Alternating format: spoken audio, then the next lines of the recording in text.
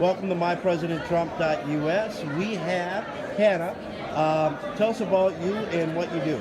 I'm the national manager of a group called Conservatives Concerned About the Death Penalty, and we are a nonprofit that works across the country to educate people on the right about the issues we see with the death penalty that we think conservatives should have.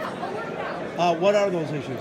So I think there's actually a ton of issues wrong with the death penalty that people should consider. The first one is innocence. We've got overwhelming amounts of innocence in the criminal justice system as a whole, but certainly on death row as well. So far, we've had one person exonerated in this country for every 10 executions since reinstatement. So that's a lot of people that have been wrongfully convicted. I think the risk of executing an innocent person are tremendously high, and I find that unacceptable.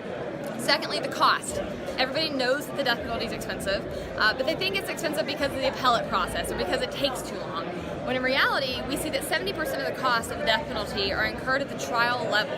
Meaning, even if the jury does not give you a sentence, you're still spending more to pursue that case than you would for something like life in prison without parole.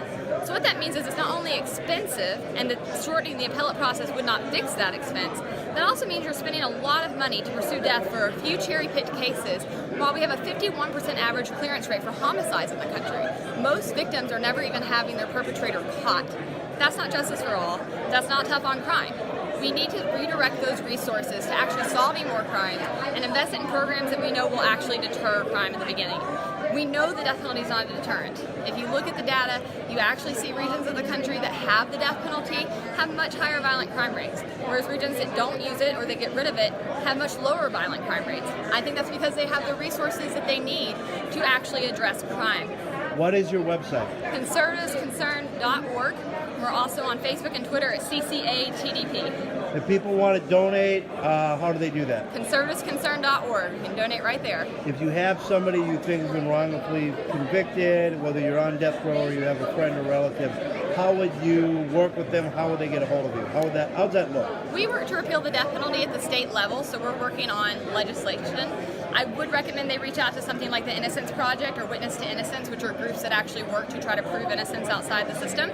But if they have been impacted by crime and they want to use their voice to deter the death penalty and help educate others about the problems, they can contact us at conservativesconcerned.org. So you concentrate on getting people elected that want to repeal or not impose the death sentence? We do not work on elections at all. We simply work on policy at the state level.